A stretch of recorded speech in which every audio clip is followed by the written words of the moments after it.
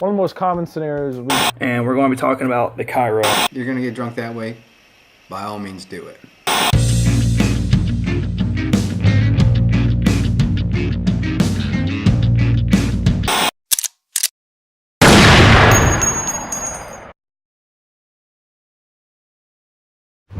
Safety first, motherfucker.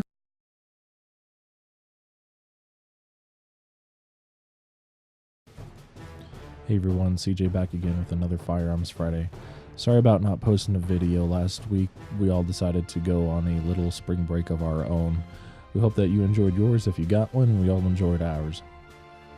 This week what I wanted to do is I wanted to do an unboxing and a review on the Vortex Viper PST 1-4x24. This particular model has the TMCQ MRAD reticle on it and features the tactical turrets. This model actually is now discontinued from Vortex, but if I ever get my hands on one of the newer models, then I will obviously be doing a review on that one as well. From a couple of weeks ago, you might remember that this is the exact same model that I have on my 300 Blackout SBR. I liked it so much I decided to put it on my Tavor. So that's what we're going to be doing today as well. Not only just a review, but how to mount this guy. The overall length of this optic is 9.7 inches. The total weight is 16.2 ounces. In order to mount it, I'm using a WARNE one-piece 2-inch offset mount. And this is ideal for AR mounting. It's nice, it's low to the rail. So this Vortex has never before been opened, not that I know of. Open it up right now. You get some of the things that are included. You get a sticker. It's something for me to put on something. So the optic itself, it comes with a in a plastic sleeve. It does feature a 30mm tube, not 1 inch, not 34, 35, but a 30mm tube, which is pretty standard on an optic that's this size.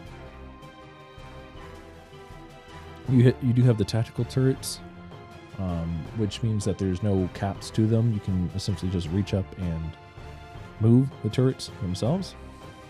And you have an elimination turret back by the eyepiece. You get lens covers. They're not ideal for shooting through, but I guess you can.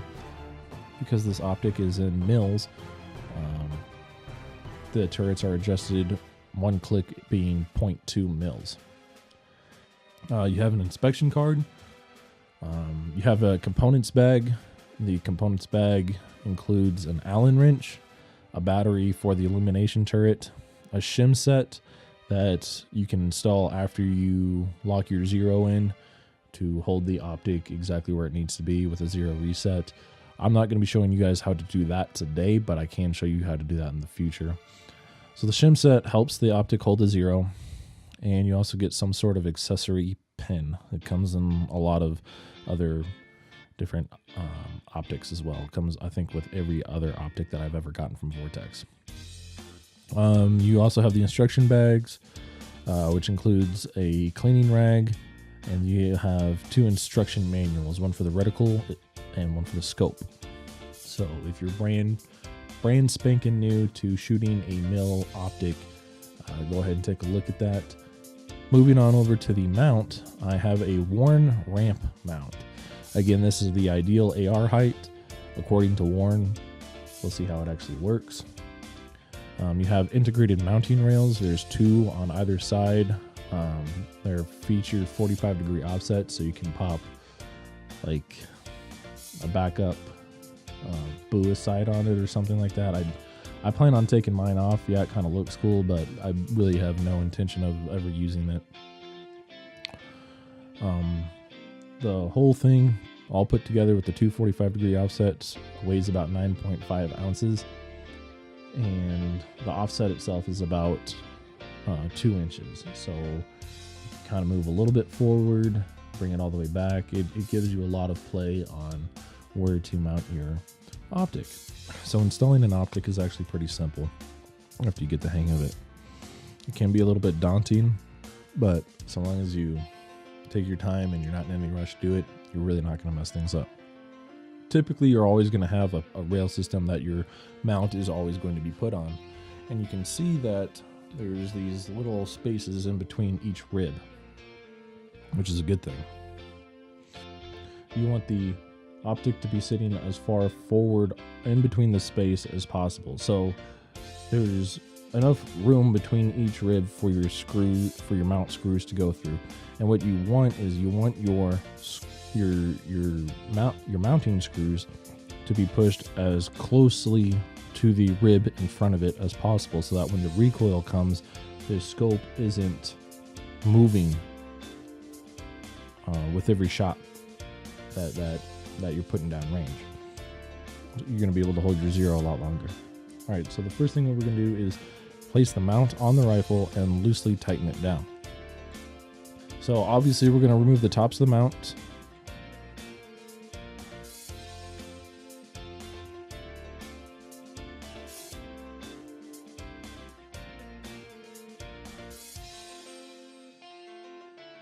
And when that's complete, we're going to place the optic in the mount, and we're going to make sure that's obviously installed in the correct direction.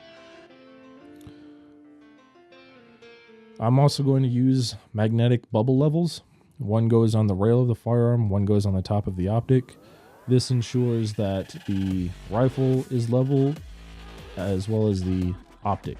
So I'm making the optic level to the rifle, and it makes things a lot easier as I'm tightening it down. All I have to do is make sure that my rifle is still level, and then as I'm very gingerly tightening down all of the mounting cap screws to make sure that the scope isn't swaying from side to side. It's a lot easier than tightening everything down and looking through it, realizing you've made an error, even a 5-degree error, and it's just a lot more accurate. So definitely highly recommend these magnetic bubble levels. Tighten everything down just enough to stop the rotation of the optic. When you've done this, recheck the bubble levels to ensure the optic is in the appropriate position. It can potentially move as you're tightening everything down. This is okay. Just again, lightly loosen everything back up. Fix the positioning of the optic. Make sure it's level with the rifle, and then tighten it back down. If you're paying attention, you can do this maybe once or even twice.